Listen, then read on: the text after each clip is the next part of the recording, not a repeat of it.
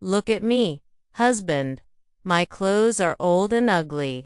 I want new ones. Buy me some new clothes.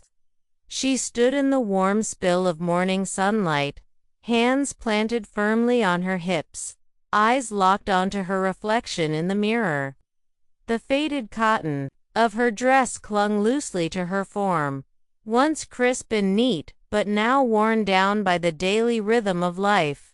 Cooking, cleaning, tending, and caring. The edges of the fabric were frayed. The once vibrant blue had faded into a dull, stormy gray. A few mended spots bore testimony to her persistent patience. She wasn't vain, not at all. But there came a time when even the most humble soul grew tired of being invisible. Her husband, Mark, was seated at the kitchen table, steam rising from his untouched coffee, reading the local newspaper like he did every morning. His brow furrowed as he read something about the local mill laying off more workers. The mention of clothes caught his attention slowly, like a sluggish gear creaking into motion. He looked up, blinking at her as if trying to understand the weight of her words. "Honey," he said slowly, "you look beautiful. You always do." But the words didn't land like he hoped they would. Her expression remained unchanged. Her arms fell to her sides, and she sat on the edge of the couch, shoulders low with resignation. "Mark," she said, her voice quieter now, "I've been wearing this same dress every Sunday for a year. Do you remember that yellow one I used to love? The one you said made my eyes glow?" He looked at her again, really looked. She wasn't angry. She was tired, not just physically tired, but emotionally, spiritually tired, the kind of tired that sinks into your bones when you've been quietly putting yourself last for too long. "Yeah, I remember that dress," he said, rubbing his neck. "What happened to it?" "I cut it up," she replied, her voice holding a sad kind of smile. "Used the good fabric from it to patch the boys' uniforms. There wasn't enough left to save it for myself." Silence lingered between them for a moment. The sound of the old clock ticking on the wall echoed around the small room, punctuated by the soft gurgle of the coffee pot on the counter. Mark's heart sank. He wasn't blind to their situation. Times had been tough. Ever since the factory reduced his hours, they'd been in a constant state of managing, juggling, and stretching what little they had. The house repairs were on hold, groceries were carefully planned, and clothing was bought for the kids first, always first. But he hadn't stopped to really see her. "I'm sorry," he said finally, standing up and walking toward her. He knelt beside the couch and gently took her hand. "You've been holding this household together, and I've been blind to what you needed." She turned to him with watery eyes. "I don't want much, Mark. Just something decent. Something that doesn't make me feel like I'm fading away." He nodded. "We'll go today. I'll find a way." Her eyes widened. "Are you sure?" "I'm sure," he said. "You deserve more than I've given you." Mark and Lisa had been married for almost 12 years. The kind of marriage that grows out of long days, late nights, shared burdens, and unspoken sacrifices. They had met in their early 20s, both full of ambition and quiet dreams. Life, as it often does, had a different plan. Kids came early, 3 of them, one right after the other. Bills piled up, jobs came and went, and plans for vacations or upgrades gave way to practicality. Still, they had love.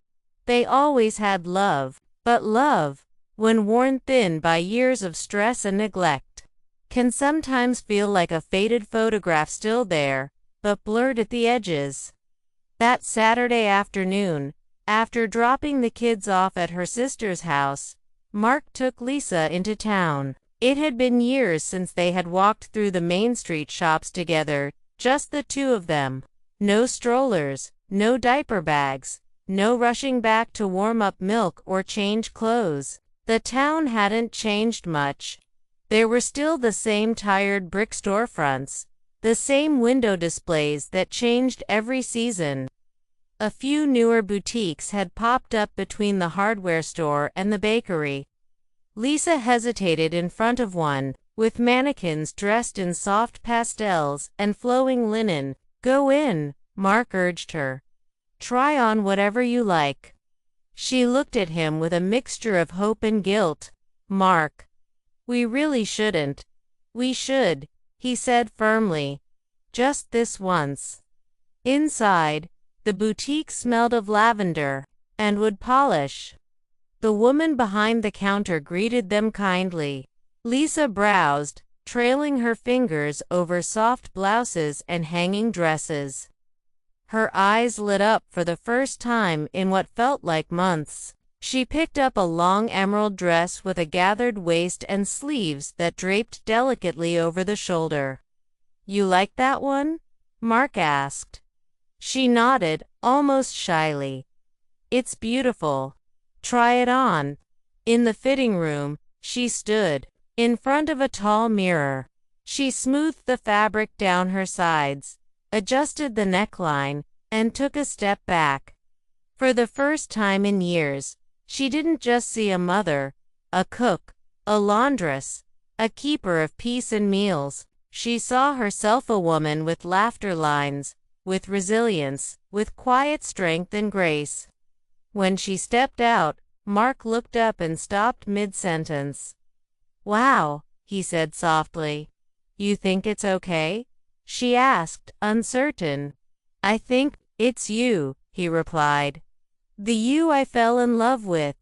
The one who danced barefoot in the kitchen to country songs and made pancakes in the shape of hearts." Her eyes welled up. She didn't cry, not fully, but that lump in her throat held the weight of years. They bought the dress. Outside, the wind had picked up.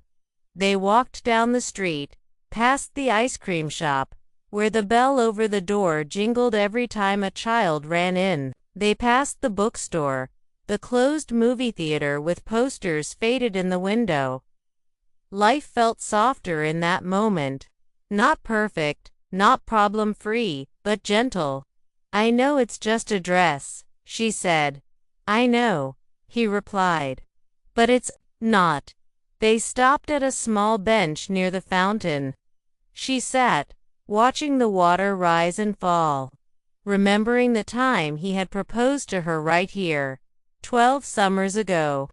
With a soda can ring because he couldn't afford anything else, she had said yes without hesitation. "I've been so busy surviving," she said. "I forgot what it felt like to feel seen." Mark reached over and took her hand. "That's on me, too. I've let the stress of everything cloud what matters." She smiled. "We've both been doing our best. But maybe we can start noticing more.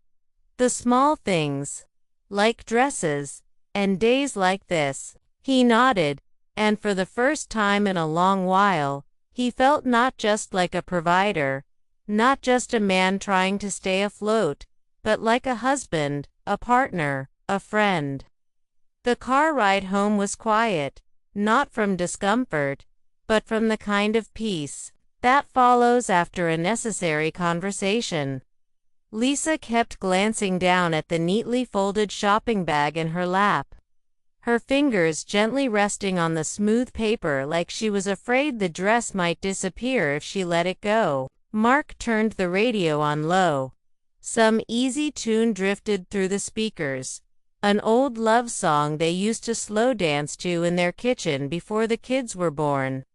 He glanced at her and caught a small smile playing on her lips. "You remember this?" he asked. She nodded, eyes still on the road ahead. "We used to dance to it while waiting for dinner to cook. We always burned the rice," he chuckled. They both laughed, and it was the kind of laughter that carried no bitterness, only memory and warmth. When they pulled into their driveway, the sun had already started dipping behind the trees, casting their small home in a golden light. The white paint was peeling in places, the steps creaked, and the porch swing had a chain that needed tightening, but it was theirs. And for the first time in a long while, it didn't feel so worn. It felt lived in, full of history, full of life. They picked up the kids from her sisters. Their youngest, Emma, ran to Lisa and hugged her tight. "Mommy, why do you have a bag?" she asked, curious. Lisa smiled and knelt beside her. "Mommy bought a new dress today." Emma's eyes grew wide. "A new one? What color is it?" "Green, like the trees in summer." "Can I see it?"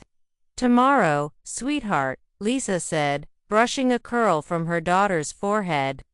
"Tomorrow morning, I'll wear it."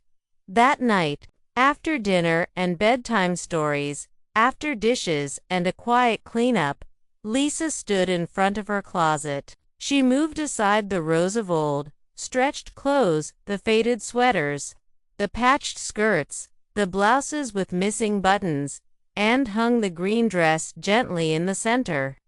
It stood out like a fresh spring leaf in a winter forest.